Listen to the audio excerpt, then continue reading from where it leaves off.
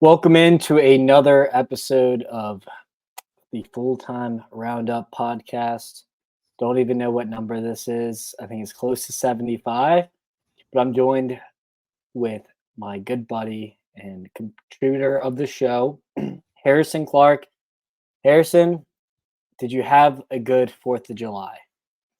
Had a great 4th of July. Was in Georgia with a couple of my buddies to celebrate both the 4th and his birthday. It was a long week, a hot week, but an enjoyable week, and we had some good soccer to go along with it. So I'm excited to dig in with you. Absolutely. I was also at the beach for around almost, I think it was 6 days. So 5 to 6 days. So that was nice being down there, getting to enjoy the games in AC, escaping the hot weather every once in a while on the beach and going to watch a game was a lot of fun. But we'll go ahead and dive into it.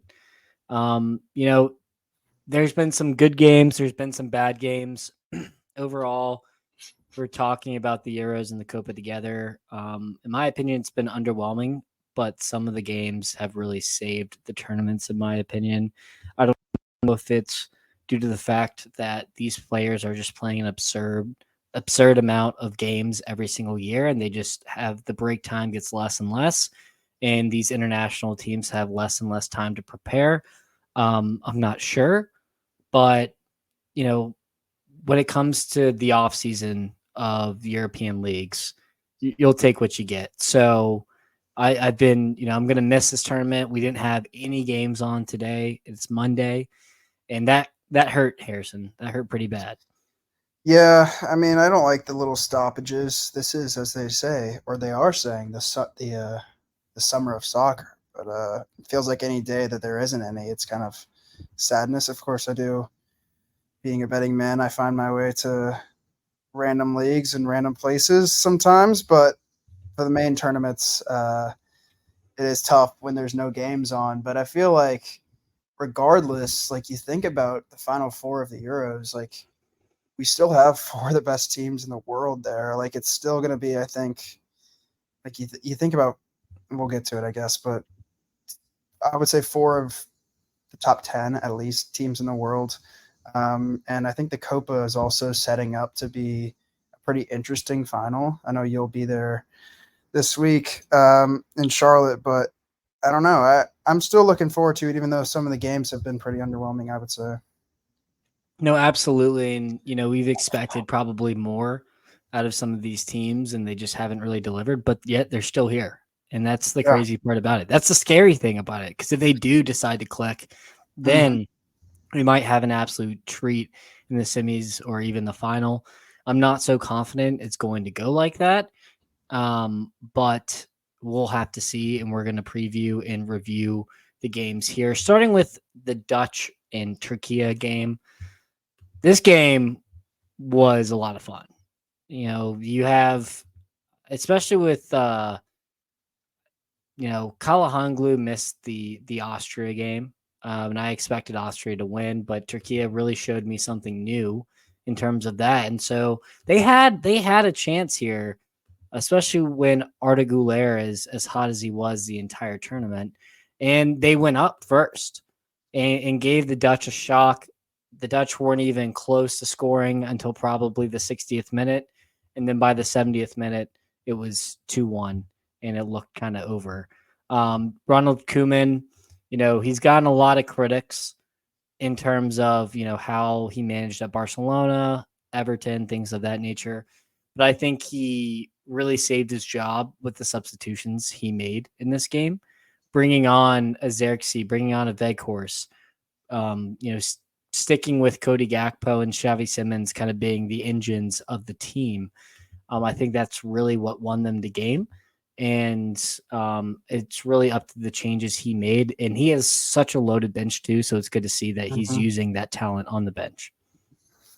Yeah, I think when you see that bench, I mean, you think about a guy like Jeremy Frimpong, who had just an unbelievable season for Leverkusen. He can barely get a sniff in this team, and that's primarily because Denzel Dumfries has been so good for the Dutch at right back. I mean, you think about the game that he had against Romania where they won 3-0 in the round of 16. He was up and down the entire game, doing similar to what Frimpong does at Leverkusen, but I think there's that familiarity already with Dumfries, or at least he has more experience with the Dutch team than Frimpong does. But yeah, in this game specifically, Turkey's defense was impressive, and I think it was impressive against Austria too, in a game that we kind of thought going in that Austria might dominate.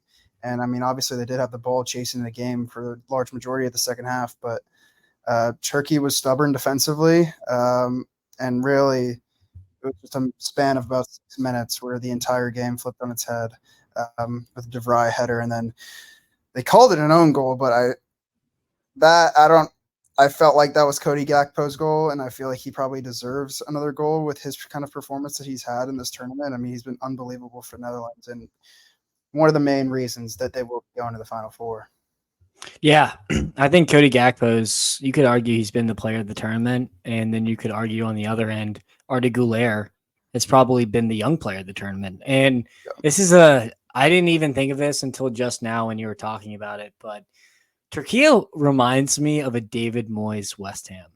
And hear me out. They score on set pieces, and they are extremely good and tight defensively, especially that back four.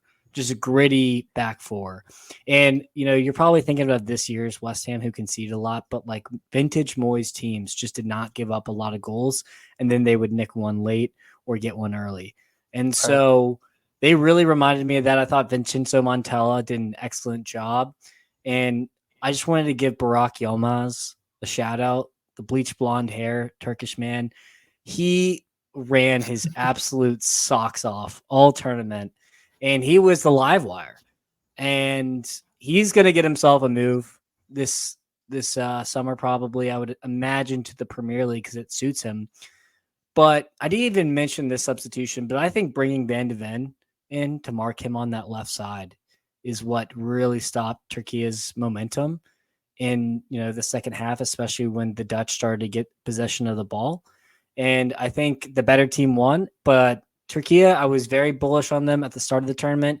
I didn't expect them to make it this far, but their fans and their style of play stole the hearts of all, because they were probably the funnest team to watch in the entire tournament. They made every game interesting. Their fans were electric. I mean, don't do this, but I had the game on while I was driving to Wilmington, and the game Turkey versus Austria. I had that game on, and the commentators that game were phenomenal because they were just hyping up every single moment like it was the World Cup final. But also Turkey's fans were absurd that game, and they've been absurd this whole tournament. And we didn't really touch on the round of 16 games, and that's kind of in the past now.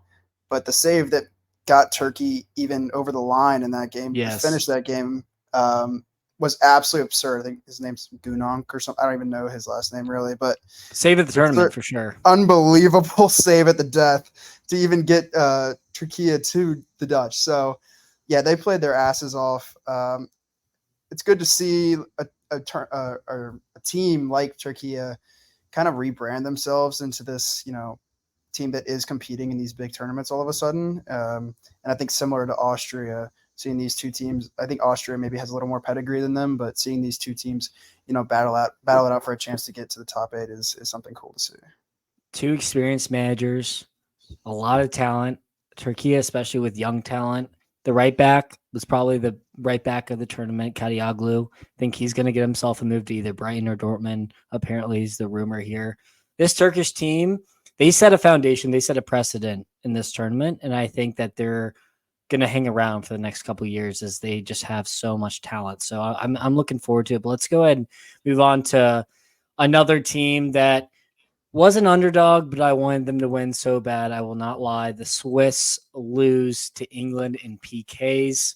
After I watched the Swiss play Italy off the pitch, I thought this team is going to crash this England team out. There's no way they lose this. They have the momentum. England have looked dreadful. There was rumors of Southgate experimenting with the 5 in the back right before the game. which kind of plays into the Swiss's hands. And the Swiss opened the scoring with Brill and Bolo scoring the goal. And then who scored? Was it Bukayo Saka with the name, or Yeah. was that? Yeah, Bukayo Saka just hits an absolute rocket from outside the box to give England a lifeline, and then they advance in PKs. The Swiss had their opportunities too, and I think that's what hurts the most, Harrison. They did. God, I felt horrible for them because I too was cheering on the Swiss, and I had the same thinking as you, is that England has played so bad that you just felt like with the kind of momentum the Swiss were going with that they'd be able to knock them out. And frankly, that Bukayo Saka goal came from absolutely nothing. Just a hit from outside the box, gets through all the bodies and finds the side panel, and all of a sudden the game is tied. I do want to touch on, and this is something that we've seen a couple times in both the Euros and the Copa. I get that Manuel Akanji is arguably your best player, but I don't understand the logic of having the center back go first in penalties. I just don't. I don't get it. And this is coming from a former center back myself. You need a guy, the first guy to go for penalties, and you're throwing a guy who hasn't even looked at goal the entire game, and a guy who's not familiar in situations of shooting from the penalty spot. Having him go first is something that is just so curious to me. And we saw it there, and we saw it with Brazil.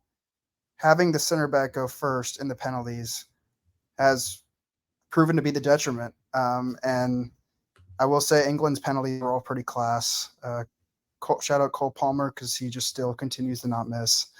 But I don't know. That's what sticks with me the most. One, sick for the Swiss. Two, don't get the logic in sending the center back up first. Yeah, I mean, this is going really into weeds here, but I would argue that the first penalty taker is as arguably as important as the fifth or the fourth. Because it sets the precedent. If you miss the first one, you're already starting on the back foot, especially going first. So I do agree with your logic there. I cannot remember who was on the pitch at that time, but I know Shaqiri was for sure. And I would have liked Shaqiri to probably open up because he had the pedigree of years and years of big moments. And so I completely agree with you. But this England team is quite maddening. They just look lifeless. I just don't get how they keep scraping by. I mean, they barely scraped by against Slovakia. If it wasn't for a Jude Bellingham bicycle kick, that they would have already been out of the tournament. So it's hard to believe. And do you think that, when it comes to result after result after result after result, I think I had that 4 or 5 times after result, just bad performances in a row. Do you think this is a team of destiny who just gets it done every damn time? Part of me is starting to think that way now. Maybe it really is coming home.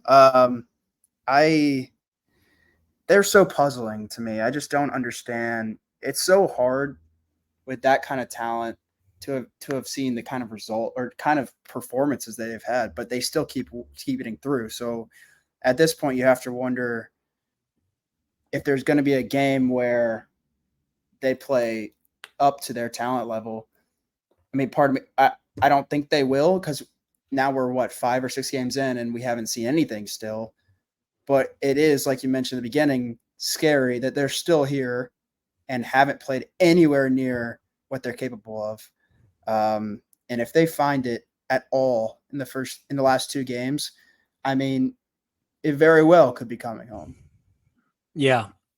And a couple things, and Mark Goldridge is like a very popular soccer personality at this rate now. And I thought he made a really good point, especially late in games when England is dominating possession, right? He's keeping Kyle Walker and Trippier on for the most part. And when you have a world-class talent at whipping in a ball, probably one of the best crossers in the entire world in Trent Alexander-Arnold, like no Liverpool bias aside, this is a Man United guy saying this as well. Like why, especially when you're 75% possession and don't have to play defense, why are you not putting him in to whip it into the box? You got him and Cole Palmer or Bukayo Saka on one side, overloading a right. Like no one's going to be able to cope with that. And it makes no sense how Trent's being given the cold shoulder throughout the tournament. I mean, I think at this rate, Cole Palmer should be the first substitution in the second half, if not start, over a Foden who's been dreadful all tournament. And then the one good thing Southgate's done is brought Mainu on, and Kobe Mainu has been immense. And you got to keep him in the XI next to Rice. And hell, I'd probably replace Foden for Cole Palmer, and then throw on Alexander-Arnold at some point in the second half and let him cook, because it's not like Kyle Walker or Trippier. Kyle Walker especially has been not good this tournament. No. So I mean, if Southgate doesn't make any changes, I think that might be his downfall against the Dutch here, but I don't want to get too much ahead of myself there. I legitimately think he's done regardless of how this tournament ends. Like, I think if they win, he's probably just going to like stop. And I think if they lose, he'll get fired. So I think I agree with your point. Just even as good as Phil Foden has been this entire season, he's just been so non-existent that I think you have to change something up with him, because like he's supposed to be one of the most important players on your team, and he's done absolutely nothing. And every time Cole Palmer's come on, he's at least giving you some sort of spark, something going forward. I feel like at this point Palmer deserves a start, and maybe it's trying to bring in Foden as a super sub is maybe a different option for him, but I don't know. I think Southgate's probably done regardless of how this tournament ends. He's probably just sick of it all, to be honest. Yeah, it's the most toxic media probably, in any sports field other than maybe Barcelona, Real Madrid, maybe. But I mean, we're also talking about a manager and a team that has disappointed for 2 decades in a row with arguably the same talent. Maybe this team might be more talented than, the Gerrard, Lampard, Rooney, Scholes era. You could make an argument. You could definitely argue it. But I mean, those teams crashed out to even make it out of the group stage of a World Cup. So the fact that Southgate's got to finals, got to semifinals, he hasn't won much, but he still have gotten and put England in the position that they're in. I mean, this is a buy low, sell high at this point for him, and he can probably go get a pretty good job outside of England. So I think he's going to walk away regardless. But then we're also talking about the manager who's made Jude Bellingham look insanely average, and Foden and Saka. So it's kind of confusing and mind-boggling. I feel like Jude is like entering this god complex. Like he's talking shit after everything he does right. I mean, to be fair, I mean, he has been one of the best players in the world, so I understand it. Part of me thinks it's a little over the top now. But like that, there was this one moment where it looked like he was going to come off, and he immediately like was talking to the ref and looking over at Southgate and just shaking his head no. And then the sub was switched and it was somebody else. It was like, I don't know. He's entering a kind of mode right now that I've never seen from him. Obviously, he's young, so it makes sense that we haven't seen it yet. But I don't know. It's kind of goofy at the same time. Yeah, he's been hanging out with the Galacticos too much in Real Madrid, but definitely we'll see. If he can win something with England, then feel free to feel like a god, because they haven't won anything in so long. But let's go to probably the best. You could argue the best game of the tournament in terms of just 2 heavyweights clashing with Spain and Germany. The hosts, Germany, get knocked out by Spain in extra time due to a late goal by Mikel Merino. Now, a lot of people are going to be talking about that handball that was not called, and don't really understand why it wasn't called. But I want to focus on what actually happened here. Pedri gets injured. Danny Olmo gets subbed on. Danny Olmo scores. Marino gets subbed on, he scores. So Yeah. credit to De La Fuente for getting his substitutions right, a little like Koeman did.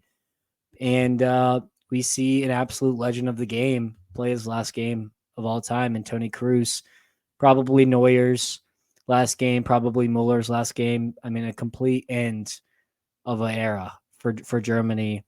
And it was kind of hard to stomach as a kid who grew up watching them just dominate world soccer. Yeah, it is sad. I mean, we've watched soccer our whole life, and we've basically grown up watching Cruz and Neuer and Muller and all them.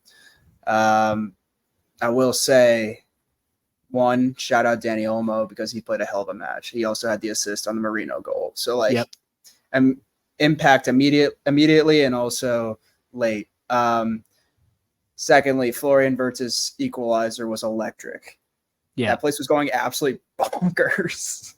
He left it late too. He did, extremely late. I thought it was over, to be honest, like, because I cannot tell you how many chances Kai Havertz had in this game. It was ridiculous how many opportunities he had. He had the one especially where the keeper was off his line and he had the opportunity to chip him and just put it right over the bar. But Wirtz's goal was awesome, sent us to an extra time, and then kind of against the run of play, to be honest, and Spain whip one in, and who else but Marino gets the goal. So it was sad to see Germany go. I think that was one of the teams I was for sure rooting for, just because as the home nation, I think you just like seeing all the fanfare and stuff like that. But to be fair to Spain, I think they've been playing the best out of anybody in this tournament. I mean, the kind of soccer they're playing specifically. It's been fluid. It's been exciting.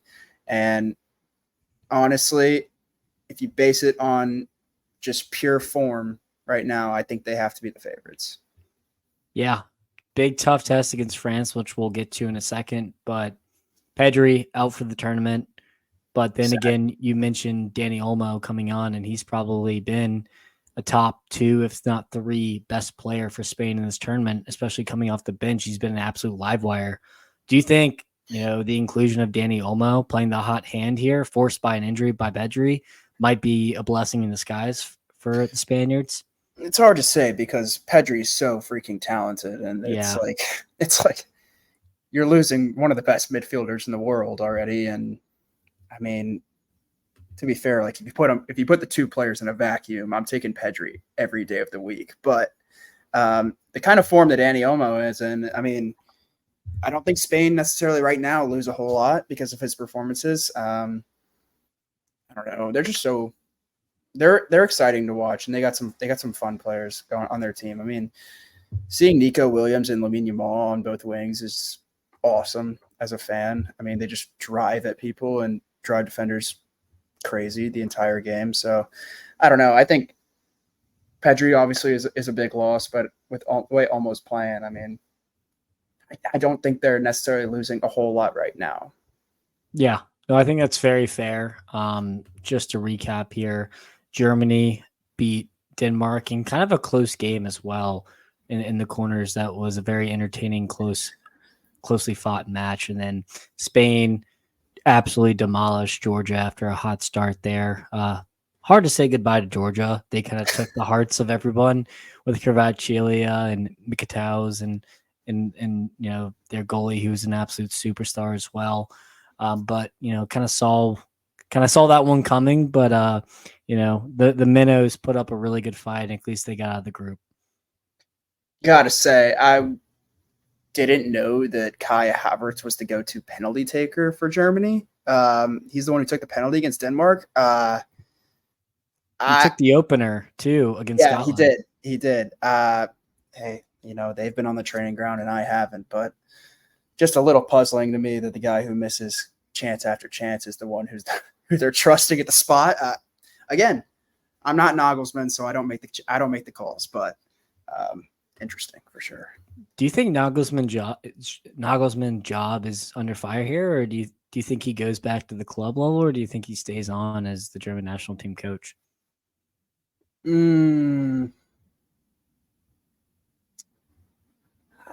That's hard to say. Are you saying that you think he's going to get fired? No, I'm just asking Okay. a simple Okay. question. I don't think he will get fired. I don't think he will either. I don't know. I kind of think he'll stay. I feel like we've seen him at like the big clubs in Germany. If he was going to go anywhere, it probably would be the Prem at this point. Like we've already seen him with Bayern. We've seen him with Leipzig. Um, I don't know. I think if he were going to leave, like all of a sudden, is there a 2-man race for Jurgen Klopp, America and Germany? That would be cool. That would be cool. That sells some stories. But is that a battle we can win? No, it's not. It's not a no. chance. No. And so, yeah, I think Nagelsmann knows that Jurgen, whenever he leaves, will take that job. And I wouldn't want to be succeeded by Jurgen Klopp, but I think he's going to try to hold on to that job for as long as possible. And I think Jurgen is hopefully or secretly hoping that he does as well, because I think Jurgen still wants a little bit more of a retirement tour here until he comes back into coaching. Now, to the last game of the Euros, France, Portugal. Portugal slide by Slovenia thanks to heroics of Diego Costa to get to this match. Wild game. Portugal, obviously, the signs were there, looked real bad. And then France kind of sneak by Belgium in another Belgium, the last ride for that generation, knocked out. They tried their best. It is what it is. But let's talk about this French-Portugal game.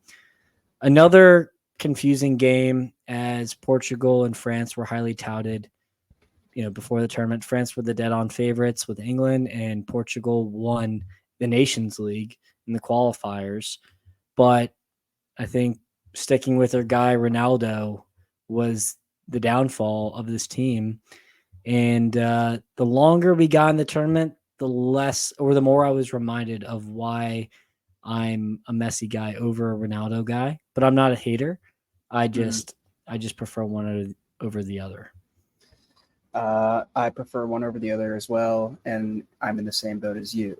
But we saw this at the World Cup too. I mean, like you keep him in too long, and then all of a sudden you get absolutely nothing from him until they actually had the time at the World Cup to make the switch to Ramos, and then he scored a banger right after. So I don't know. The bookmakers in this game actually had it basically as a pick 'em. So it's like, I guess they knew something going on that we didn't. Because I fully thought that France were going to dominate them. But hey, yeah. João Felix off the post and PKs. Disheartening a little bit. But again, there were some really good penalties taken. like I think Koundé put it upper corner. Teo obviously finished it off with a really good one as well. Even Nuno Mendes scored a beauty for Portugal. So tough way to go out. Obviously, you never want to go out on penalties. But again, I think the more talented team in the end is the one going through. Yeah. I think Roberto Martinez will stay as the manager of Portugal, but I think this is a failure. And like I said, obviously, this is Ronaldo's last international game, so a part of me is sad because of just his legacy that he's left. But at the end, I don't even know if it's his fault or Martinez's, but sticking with him at 39 years old when you have a Diogo Jota, Gonçalo Ramos off the bench who are just at this rate, even João Felix are just a better player.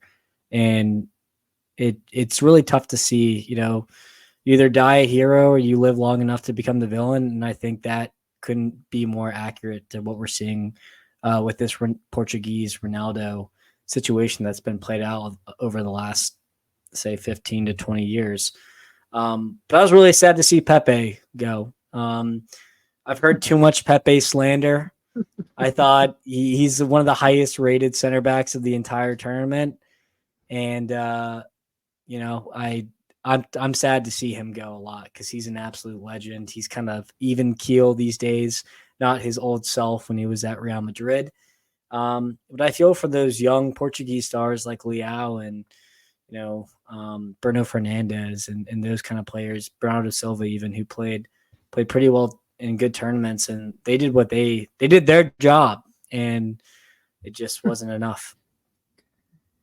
To be fair to Pepe, I mean, my thinking going in was kind of similar to my thinking against Belgium. Oh my God. Kylian Mbappe running at Jan Vertonghen. Oh my God. Kylian Mbappe running at a 41-year-old Pepe. But he held his ground. To also gotta say that he's also very lucky. I believe it was in the Slovenia game that He had a howler almost, and Diogo Costa saved his absolute bacon. howler. He did. Diego Costa saved both him and Ronaldo's bacon. Ronaldo sobbing after a missed penalty, which was just a little over the top for me. Like you're going. But it also could have been his last. It could have been his last international game. That one. So I understand that maybe he could have that would have been a brutal way to end it. Just it's on him. Yeah. But again, it does end up ending in penalties. And I mean, I don't know. It was going to end in penalties regardless if it was going to be that game or against France. Yeah. I mean, he buried both the PKs, so respect to that. He did. After the miss, but after the game when they got knocked out, he was pretty non-emotional. And after watching him sob missing the PK, I was a little confused. I thought we'd see that same energy. Maybe he just really needed a good cry, and it just came out all at once. But I don't know. Got to check in on him. Waterworks were going. To kind of go and let's do some predictions for the Euro here. The Dutch play England, and France plays Spain. What are we thinking here? I mean, at this point, I don't think we can ask for a lot of goals. 2 cagey matches in my opinion. Which one are we starting with? We'll start with the Dutch game. Okay. The Dutch are playing better, but England might be the team of destiny. So we'll go 0-0, and then England wins on penalties. Yeah, I'm thinking the same thing here. I'm thinking 0-0 all game long, and there's either a late stoppage time goal in extra time, but it probably will go to penalties. And then we have France versus Portugal, a France team who has Kylian Mbappe, who has only scored 1 goal this tournament, has looked not great. This France team has not looked great, and they cannot score a goal to save their lives. Will they click into gear against Spain, the favorites, or will Spain do what they do? I'm taking Spain. Regular time? Do they get it done in 90 is the question, and I will have to be thinking about this later. I will say Spain 1-0. Because Portugal did have some chances. Spain will be able to create. It's just a matter if they can keep the top guys in check. But also the top guys for France have not been necessarily all that dangerous. So yeah, I'm gonna go Spain and penalties here. I'm gonna have to trust the young guns because France, like England, have just not showed me anything. But I feel like we're coming to a France-England final, and that is just going to be the worst final of all time. But we'll see. We'll see. We'll have a review and a final preview for you all listeners, and definitely tune in for that. But let's go to Copa America. In the States, we've had some heartbreak here in the last week or so. We've had a week to mull over, this tournament. And we'll start out with Colombia absolutely cruising against Panama. I think the score was 5-0. James Rodriguez continues to just be the player of the tournament alongside, you could argue, Luis Diaz. And those two are absolutely running this Colombian team, and not a single team can do anything about it. And I would say they're the favorites of the tournament, even though they have to play Uruguay here. But if they beat Uruguay, which, not getting ahead of myself, but if they beat, I think they will win the final. But, have you noticed anything special about this Colombian team? Yeah. Well, one, this revival of James Rodriguez like just continues to baffle my mind. This guy, Yeah. I don't know where he went. I legitimately have no idea where he went. Now, granted, he did win a Champions League. Not that he was a big part of it, but it's amazing. He's pulling the strings. He's banging in penalties. He's assisting players. This Colombia team kind of looks unstoppable right now. I kind of feel like They haven't lost in ages. they haven't lost in like 27 games. Yeah, it's nuts. And I feel like nobody's talking about that. I kind of feel like they're still kind of being overlooked a little just because Uruguay's been so good, and now they knock off Brazil, who like obviously is a big name. And of course Argentina's still there. I agree with you that I fully think that Colombia should beat Uruguay with the kind of way they're playing. Uruguay's kind of playing that run and gun Bielsa ball, but Colombia just looks so, I don't know, they look so strong everywhere that it's hard for me not to take them right now. They've been really impressive. Panama had no chance. Makes me makes me even more sick about the U.S. So I don't know. Colombia's a wagon though. Yeah, I mean, Colombia did beat us 5-1 before the tournament. It was probably even get embarrassed Panama or slightly embarrass the U.S. Still would have liked to see the U.S. Maybe get a revenge match there, which still stings. But at the end of the day, getting humbled by Colombia, I don't think would have made it any better about how I feel about the United States national team. But you got to also factor in that you would be at the game in Charlotte, so that could be the no, that would have been the quarterfinals. You're right. Actually, we would have gotten smoked. That's on me. Yeah. Now I could have made the difference potentially here. But when it comes to, you mentioned Uruguay go down a man and they still win this game, thankfully to Copa America, changing the rules to no ET, probably to suit their aging star Messi. That's a conspiracy, but I think it's true. I actually don't mind it either. I don't really care for ET. I think the players play enough at this rate. I just don't find it necessary in the Champions League and in any tournament for that matter. To be honest, I think we have seen a couple goals here and there, but I think you would see a lot better soccer in the 90 minutes and not teams playing for ET or penalties. Because once you get to penalties, it's an absolute coin flip and anything can happen. So I actually didn't mind it. I had a feeling that Uruguay were going to hang on after the red card. I thought they were the better team as well, so they deserved this win. And then we also got to see, probably, like we've said for a while now, the worst Brazil team in a couple decades get knocked out of the tournament. Obviously they didn't have Vinny Jr. because he got a yellow card accumulation, that's on him or on the manager for not resting him at some point in the tournament. But I think Brazil got what they deserved, and I think Dorival, who just found himself a job, is probably going to be out of the job here in just a second.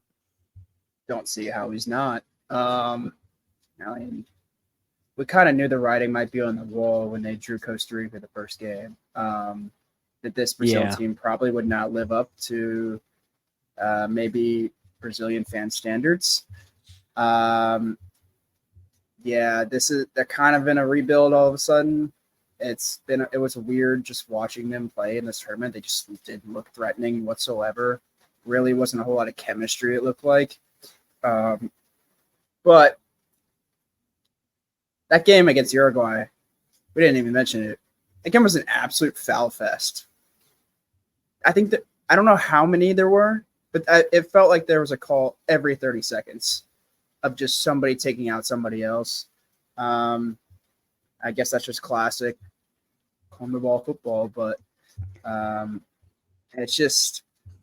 they just felt stagnant the whole tournament. I don't see how their coach isn't gone, but they also we're so used to expecting Brazil to be one of the best teams in the world, and it's just clear that they're not there right now. Yeah, and You mentioned the refs and all that. I'm gonna go on a quick rant because I haven't really been able to get Please. echo on the podcast. What I've been echoing in, the local group chats of my soccer people here. Quality aside, how the Euros has been run and how the Copa has been run could not be the more opposite. I mean, the Copa America has been an absolute shit show, from goal line technology to shitty VAR, to shitty referees, to shitty fields. It's all been an absolute clusterfuck. It is a nightmare. I mean, your country is hosting a tournament, and we have a satellite view for the first 30 minutes of the Uruguay game a week and a half ago. I mean, Horrible. it's not that hard. It really isn't. And I'm just hoping that they learned how to, they did all the things wrong this time so they get the World Cup right. Or there's potential to blame CONMEBOL for the referees in the VAR. But I mean, to drawing lines for offsides, that there's been multiple questionable calls, to the constant fouling, to the absolute parades of yellow cards here, there, everywhere. I mean, it has just been ridiculous. And, I think Copa is different from the Euros, and you got to love the differences because one's classical music and one's, goth hard rock music. And you got to love their differences, but the organization itself has just been an absolute disgrace. And I think it has tainted this tournament fairly badly. And the U.S. is partly responsible for that.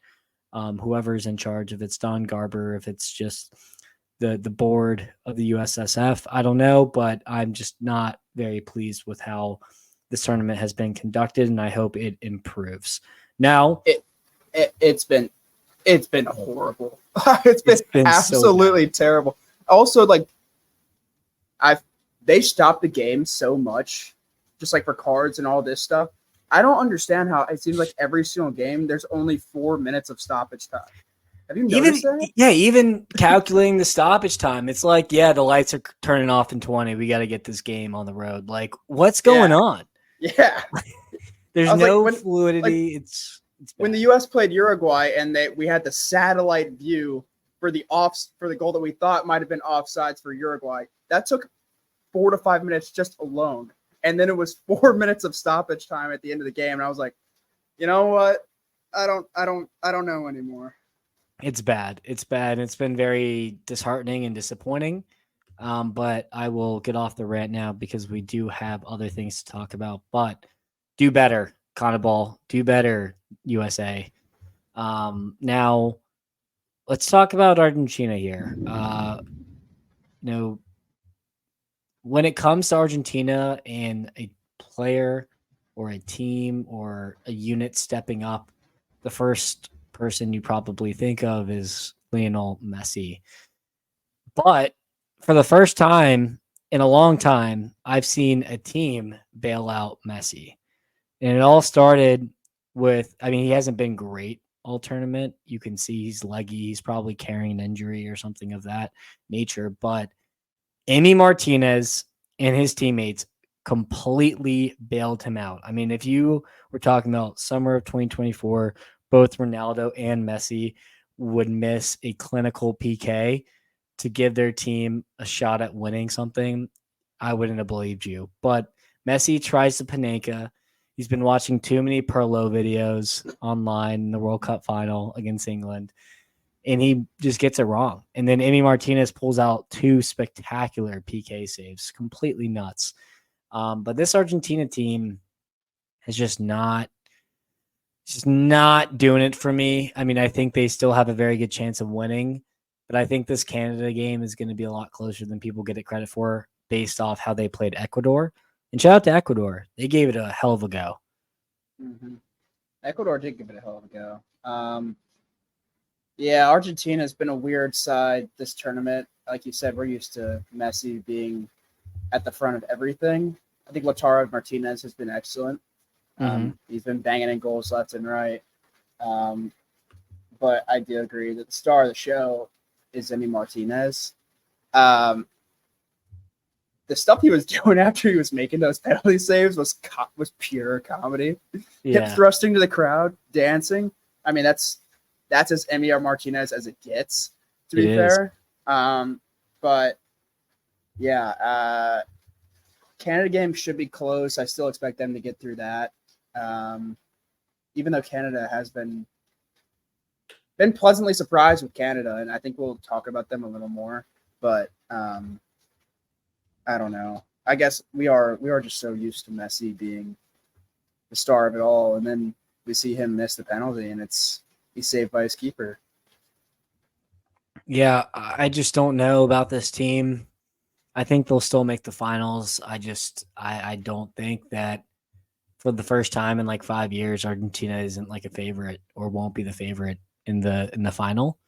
And I mean, if there's someone not to count out, it's that man Messi. But I just don't know if he can pull what he did against France in the World Cup again. I just don't think he. That's I fair. mean, I could be wrong.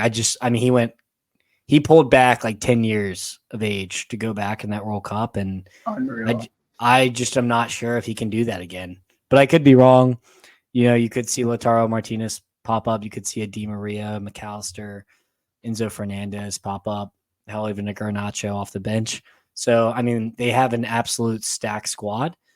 So, at the end of the day, calmer heads will prevail. But we'll have to see. But let's get to this Canada team. They win in PKs versus Venezuela, which is a common theme in Copa America since there's no extra time. And Jesse Marsch, previously rejected from the U.S. national team job, goes to one of the biggest shit show organizations of the last 12 months, or an organization that went bankrupt. And MLS teams are basically paying the federation to keep them afloat. Hires Jesse Marsch, and they are in a semifinals of the Copa America. It hasn't been easy. It hasn't been pretty, but Jonathan David, Schaffelberg, and a couple other key pieces have just been able to just grind out results, and I'm happy for Jesse Marsch. Yeah, the keeper got bailed out again. The goal he let up to tie, or they played Venezuela, correct? Yeah. Yeah, the goal he let up in that game, I don't know what the hell he was doing. Solomon Rondon scores from like 25 out just by blooping it over his head. How about Rondon, by the way? 34 years of age, just rolling back the absolute years. I'll be honest, when the tournament started and I saw Venezuela's roster and lineup, I did not think he was going to be on that team still. But then he had a hell of a group stage and scored plenty of goals for Venezuela, who's actually a very good story in this tournament as well. But yeah, the Jesse Marsch stuff is kind of a kick in the dick, that he's just taking the team north of the border to the semifinal. And we have plenty of questions about our head coach as well. So, yeah, really, that's the best way I can sum it up. Is that also I didn't even know that Jesse Marsch was the head coach of Canada going into this tournament. Just not even paying that much attention to it. And then I saw him on the sidelines, and I was like, wait, what the hell is going on here? Yeah, it happened pretty quickly. It happened like a month or two before the tournament. Pretty low key, honestly. Yeah, had no idea. But like I said, kick in the dick. It sucks now to see him have tons of success with Canada in a tournament that obviously there's a ton of questions with the U.S. So no doubts. And the Oilers weren't able to get it done, so maybe Canada can go win them a trophy finally. Won't be in hockey. Haven't had anything to cheer about since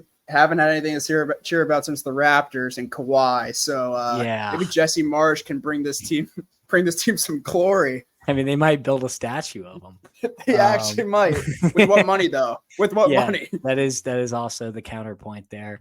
But it's been a pleasure kind of, reviewing and previewing these games. Let's hear your pick. Colombia, Uruguay. Colombia 2-1. Colombia is a tough team, or Uruguay has shown that they're a very, very tough team to beat. This is Colombia's biggest test by a country mile in this tournament, but I think they'll be up for the test. I think they win it, and they win it late. I'm going to go 1-0. 1-0 Colombia. I think the difference is, which I was thinking about earlier, Nandez, the right back, experienced right back for Uruguay, straight red card, and Luis Diaz will be up against whoever, and I think that will be the difference of the match. Where does Nandez play club football? He played in Italy for a while, but I think he's back in Brazil. Gotta be honest, when I was watching the Uruguay-Panama game, first game of the U.S.'s group, it was right after the U.S. beat Bolivia. I was watching this game, and I saw Nandez flopping around like a fish a little too much. And I've been irked by Nandez a little bit. So he's been there for a while. Yeah, no, I know. I just he's kind of a guy I have on my radar I don't like him a whole lot, to be honest. So, but I could 100% see him getting a red card, even though can he even play next game? He got a red card against Brazil. No, he's out. That's what I'm saying. Is whoever replaces him, I like the matchup with Diaz. I think that might be, I think James is going to be feeding Diaz on that left flank. And if Diaz can, be able to produce a little bit of magic like he's done the rest of the tournament, then I like Colombia a lot in this game. And then you're basically leaving it up to the two Liverpool players on each roster. Who's going to decide to finish today? Neither of them really like to finish. So is it going to be Darwin Nunez or is it going to be Luis Diaz? Or if it goes to extra time, will it be the former Liverpool man who does the job, Luis Suarez? That would be pretty cool as well. That would be insane storylines. I will be at this Colombia-Uruguay match. I'm super pumped for it. I will be wearing my Liverpool kit. Probably rooting for. Actually, I can't root because I love Bielsa Ball and Darwin Nunez, and I love Diaz and Colombia and James in the story. So I'm going to be actually neutral on this one, but I think Colombia will eke through. When it comes to Canada, Argentina, will Messi and co get it done in regular time? Yes. 1-0. I see a 2-0 game. I think Canada has been vulnerable all tournament. It's just been bailed out. I think they will pepper this Canadian keeper, who I'm slipping what his name is, but he's also not very good, like you mentioned. Oh, you mean Maxime Crepeau? Crepeau, yes, that guy. And I was so used to Borjan being in there. Yeah, his backup's even worse. So St. Clair is pretty rubbish as well. But I think Messi get it done, but not that convincing. A narrow 2-0 win. And we have a couple more minutes to discuss what everyone's been waiting for here. United States men's national team. Harrison, I'm going to make a take here. I think this is as big as a failure as when we didn't qualify for the World Cup in 2018. I'm going to let that sink in, but that is how I feel. That is certainly a steamy one. Yeah. I can't go there. I can't go there. Hosting your most talented roster ever, hosting the tournament, and you can't even get out of the group because you'll lose to Panama. Again, a red card does hurt that. It doesn't make me think that Greg Berhalter shouldn't be fired. 100% should be fired. Tar Heel alum too. It makes me sick to my stomach. But it's the pain that I have is that they actually started so well against Uruguay. Like for a little bit, I was like, I think we have a chance here. And then it just kind of fell apart a little bit, and Uruguay got the goal, and it was pretty much wraps. What I hated seeing Greg motion the players that the score Bolivia had tied the game against Panama. I was like, dude, come on, man! So weak. It is weak. So I think you have to change the coach. Have to. one, you have to get out of the group in your own country, and also that group was bad in general. Like the teams were there, the teams there, Bolivia and Panama, you should be beating them 10 times out of 10. But I also think that it seems like maybe you just need a new voice. Like the players are too good to be playing this poorly. So whoever they can get in there, God, I hope the Federation figures it out at least soon, and this doesn't take forever like it has in the past. But a coaching change has to be made. There's no question about it. I can't go the route of it's as bad as the World Cup. That's Trinidad and Tobago. They're playing on a cow pasture. I can't get there. Yeah, I mean, the players are too comfortable. We've seen 2 terrible red cards from Serginho Dest and Tim Weah. The team wasn't even addressed by it. You see Greg, motioning the score of the Bolivian game, which is just weak. And then on top of that, you record less than 3 shots on target when your balls are on the line against Uruguay with no attacking threat. And you had never been a team and ranked in the top 15 other than Mexico. And Mexico, he got lucky, has been probably the worst they've been in a long, long time the last 5 years. And we've still scraped by in Gold Cup and things like that to late stoppage time winners. It's time for Greg to go. There's plenty of managers available. It's time to get an international manager. I don't want Steve Cherundolo. I don't want Jesse Marsh. I want an international manager with pedigree who is going to come in for the World Cup. He's going to get these guys ready, and then he's going to make a run in the World Cup. If he stays after that, I don't care. But when it comes to these next 2 years, these are the most important 2 years in U.S. soccer history. And after this embarrassment of a tournament, you cannot go and lay an egg in the World Cup. You cannot.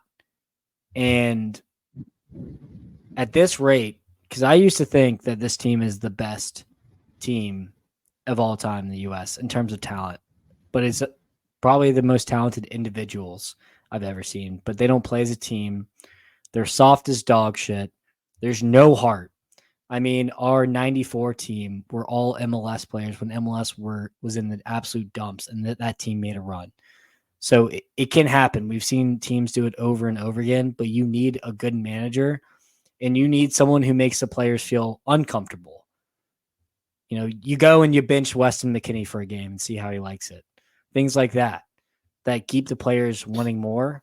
And I think that starting XI, who started for the last 2 years in a row, think that they can probably do whatever they want, and they're not going to get dropped. And we need a coach that comes in and sticks a foot up their ass, in my opinion. And so I'm just sick to my stomach of this team, and it's going to take a little bit for me to get over it. Alexi Lawless said it best long ago. Bunch of tattooed millionaires. But wow. I know. Good pull there. Yeah, thank you. Thank you. But yeah, it's sickening. 2026 is literally everything. It's everything. So you gotta get somebody in there who's at least going to give you some sort of enthusiasm, sort of energy, new voice. Because I think it's clear that even though the guys might like Greg, might think he's a nice guy, and I'm sure they like each other as well, it's just not. It's not correlating on the field. So, I mean, and to be fair, Greg hasn't really, since Greg came in, we haven't beaten a team in the top 15 in the world. Exactly. Nothing's changed result-wise at all, even though this is the most talented group of players we've had. So that's the most frustrating part, I think, is just the inability to beat teams, literally. Yep. And I think you've seen a change of landscape where Stu Holden and Taylor Twellman and Alexi Lawless and all these guys were pro-Greg guys. But when you see the entire landscape of United States media, all echoing the same sentiment of Greg's got to go. I think this is the change that should have taken place a year ago. It's finally happening.